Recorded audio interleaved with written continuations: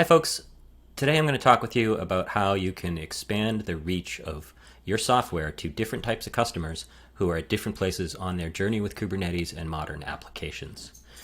These types of customers you're going to uncover different types of customers and challenges after you've started to have success distributing your application. Some are going to need a little extra hand-holding to configure and install correctly. Maybe they want a graphical experience. Others are going to struggle to even have a Kubernetes cluster to work with, and maybe you can bring that to them.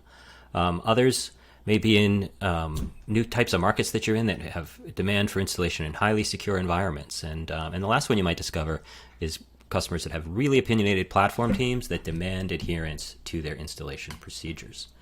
Replicated is here to help you meet all of those customers where they are. First of all, for the sort of adept Kubernetes users, you've got the Helm Chart installation mechanism, so they can use standard tools that they're very used to.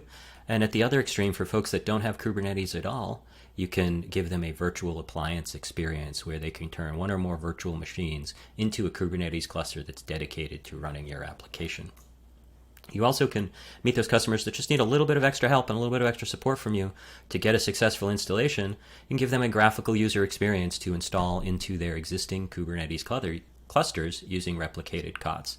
And lastly, for those highly opinionated platform teams, they're likely using some form of GitOps tooling, and we can help you support those customers as well. The most important part here is that you're meeting your customer where they are. So let's assume you have a customer that's very comfortable with Kubernetes and all of its standard tooling.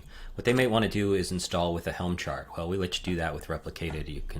They can use all their standard tools, the Helm CLI, and you can get still the benefits of using Replicated. You've got a registry that allows you to distribute your chart using the licensing that you create in our vendor portal to protect access to that. And you can, the SDK will help you collect telemetry and get the instance insights that we were talking about a little earlier in a previous talk.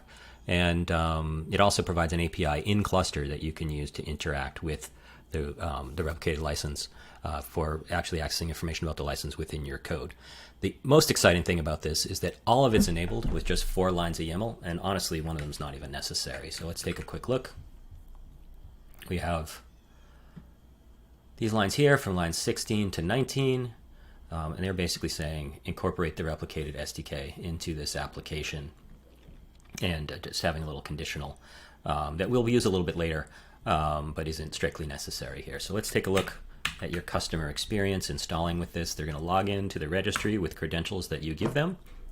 I know it says here registry.shortrib.io. That's because you don't need to tell everybody you're using Replicated, so you want your own domain name there.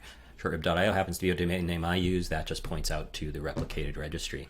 The other thing that they might be a little new to them is that they can run pre-flight checks. So they wouldn't necessarily do this in their normal Helm workflows because maybe the people who built that chart aren't aware of how cool the pre-flight checks are. But you are, so you can add them to your chart, and they can run a command like this just to make sure they're going to have success in installing.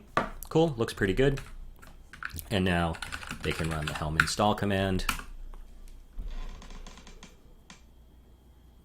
And if we watch the top half of this window here, we're going to see that application starts coming up. I'm just using Git-T. I just grabbed a random Bitnami chart to do all of this around, and that seemed like a cool one. It was it was simple enough, but not too simple to do a demonstration like this. So they're obviously observing the way they normally would by looking at their cluster running kubectl commands that your application is coming up and running.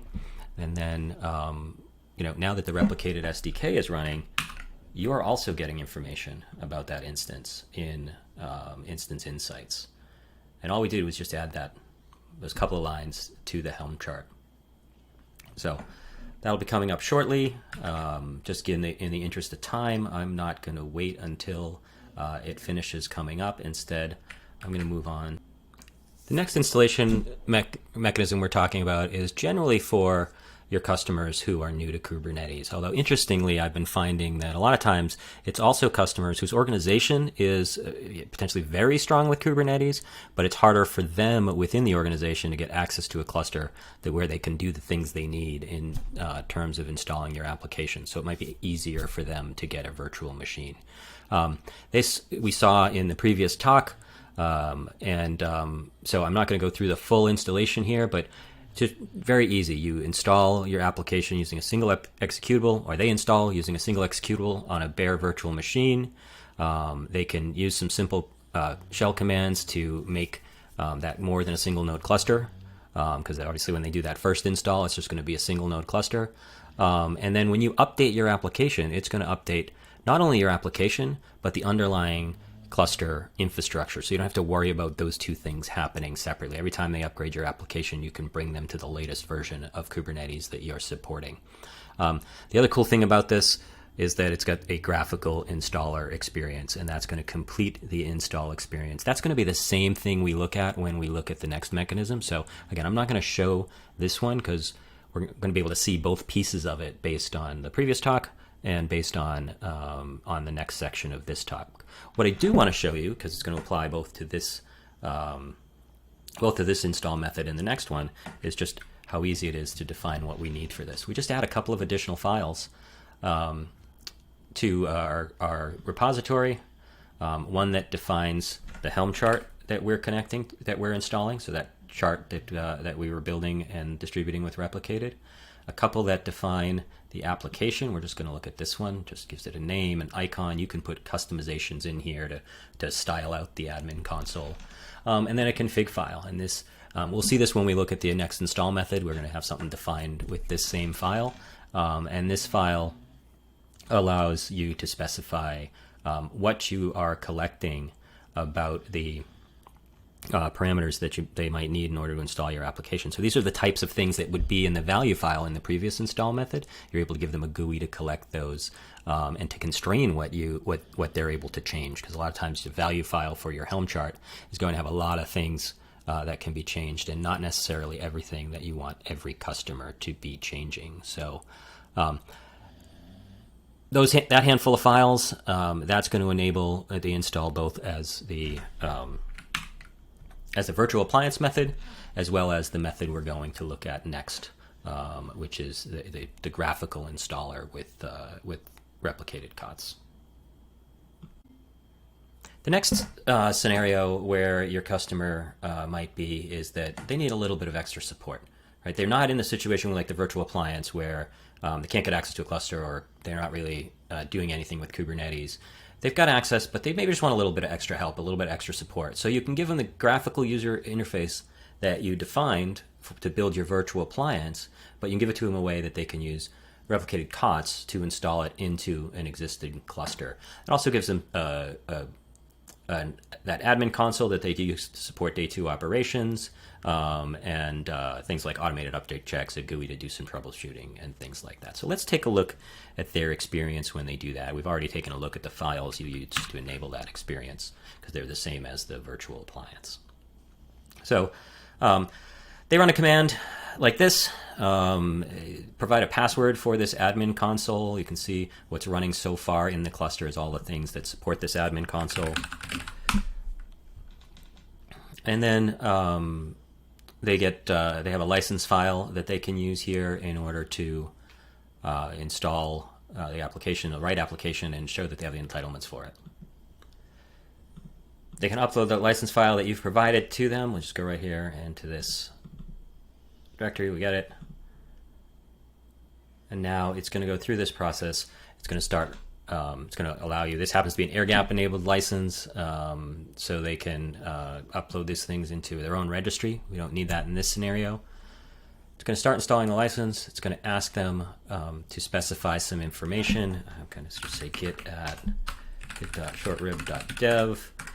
I'm going to give a random password in here and an email for the admin. And so these are the types of things they would have put in the values file with the Helm chart, but you've limited it down to only things that they really need through that YAML descriptor that you put together. So we continue that. Now it's going to go right into running our pre-flight checks. and into installing the application. And again, we can see over here on the cluster, like we saw before, that the various elements of the application are coming up and running. Instead of the replicated SDK, we have the components of this admin console that we're looking at here. In the interest of time, we're gonna pop away from this while it's still installing and talk about the last installation method. The last type of customer you might be helping install your application is the ones that are highly opinionated about how everything gets into their cluster. They're going to have a lot of existing workflows and procedures you want to be able to support without making any changes to your application, and they're probably using some sort of GitOps tooling. Let's assume in this case that the opinions that this team has are around using Argo CD.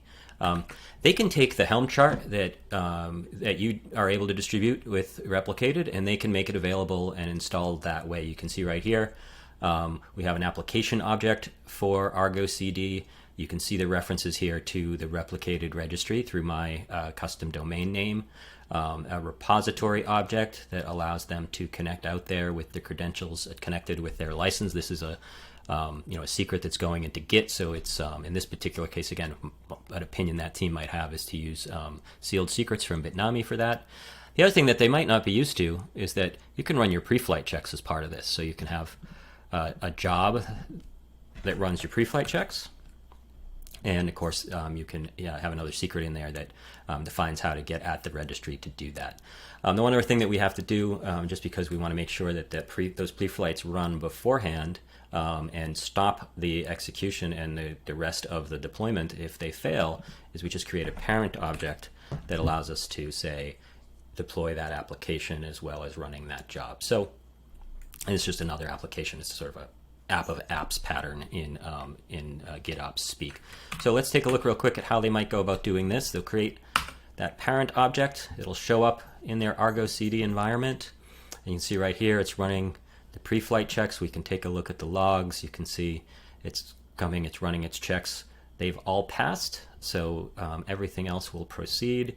And we can go up here. We can see the Git application itself is installing into that cluster.